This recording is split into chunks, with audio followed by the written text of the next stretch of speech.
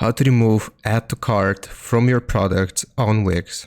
So here from the homepage of Wix, I've simply clicked on edit site, which has taken me to the Wix website editor. Now here where it says page, we want to go to the page which has all of our products.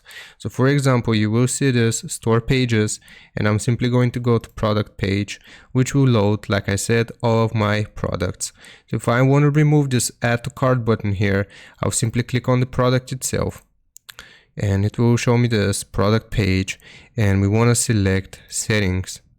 Now right here, what we have to do is go to settings from the left hand side, and you will see this add to cart show button.